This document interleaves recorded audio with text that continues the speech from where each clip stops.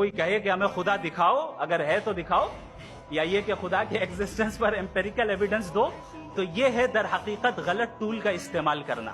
یہ ایسا ہی ہے کہ جاوید صاحب مجھ سے یہ مطالبہ کریں کہ مفتی صاحب آپ میٹل ڈیٹیکٹر کے ذریعے پلاسٹک ڈیٹیکٹ کر کے دکھائیں. یہ تو بہت ہی احمقانہ بات ہوگی کہ کوئی آدمی کہے صاحب اگر خدا ہے تو مجھے دکھائیے. یہ تو جاہلانہ بات ہوگی. میں نے تو نارتھ پول نہیں دیکھا ہے، مگر میں مانتا ہوں کہ نارتھ پول ہے.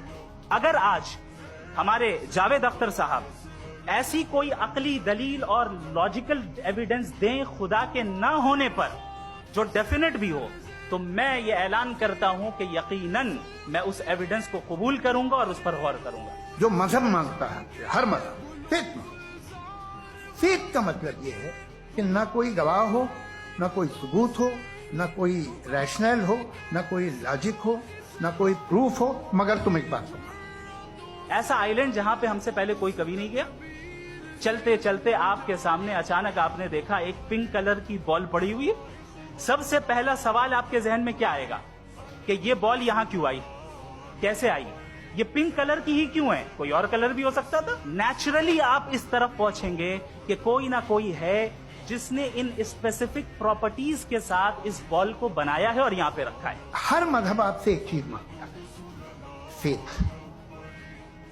یہ فیتھ کیا چیز ہے؟ دنیا کا ہر مذہب فیتھ پہ ٹکا ہے، اور فیتھ کا مطلب ہے ایک ایسا یقین جس کا کوئی ثبوت، کوئی گواہ، کوئی ریشنل نہیں. سارے مذہب سب جانتے یہ دنیا کیسے بنی تھی، کیسے مٹے گی، مرنے کے بعد کیا ہوگا، ان کو سب علم ہے. ان کو کسی کو ڈائنوسر ہوتے تھے پہلے یہ نہیں پتا تھا، کسی کو نہیں پتا. اور سجنوں، ڈز گاڈ ایگزسٹ؟ اس سوال کا جواب سب اپنے اپنے تئیں کھوجنے کی کوشش کر رہے ہیں. کوئی اس کو گاڈ ڈیم پارٹیکل کی کھوج بتاتا ہے، کوئی گاڈ پارٹیکل کی کھوج بتاتا ہے، کوئی ہگز بوسان کی کھوج بتاتا ہے. کوئی یہ سوال جواب تلاشنے کی کوشش کرتا ہے کہ ماس ایگزسٹنس میں آخر آیا کیسے، ہوا کیا تھا، سرشٹی کے پہلے، سمے کے پہلے کیا تھا.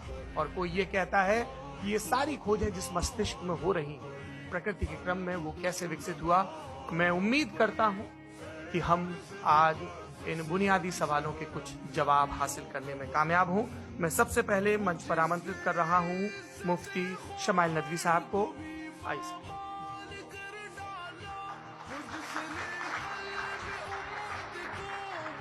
تمام تعریفیں اس کریٹر کے لیے جس نے اس یونیورس کو ایک مقصد کے تحت پیدا کیا ہے. ریسپیکٹڈ جناب جاوید اختر صاحب، مسٹر سوربھ دیویدی، اور respected audience, thank you all for being here today.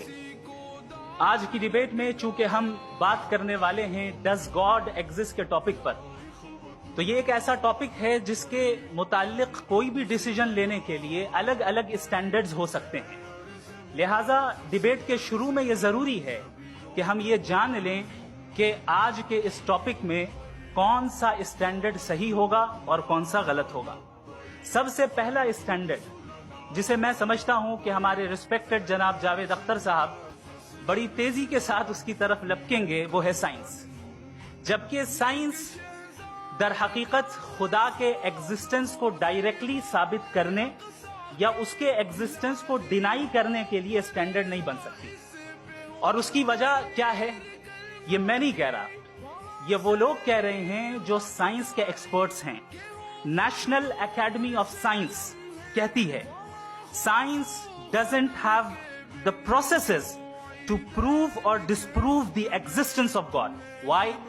کیونکہ سائنس کا تعلق امپیریکل ایویڈنس سے ہے، اور امپیریکل ایویڈنسز کا تعلق ہمارے نیچرل اور فزیکل ورلڈ سے ہے، جبکہ گاڈ نان فزیکل اور سپر نیچرل ریالٹی ہے. لہٰذا نان فزیکل ریالٹی کو آپ اس ٹول کے ساتھ نہیں چیک کر سکتے جس کا کام فزیکل ریالٹی کو تلاش کرنا ہے. لہٰذا آج اس ڈیبیٹ میں گاڈ کی ایگزسٹنس کو ثابت کرنے یا اسے ڈینائی کرنے میں سائنٹیفک ایویڈنس کو ایکسپٹ نہیں کیا جائے گا. دوسرا اسٹینڈرڈ ہو سکتا ہے ریویلیشن، کہ ریویلیشن کے ذریعے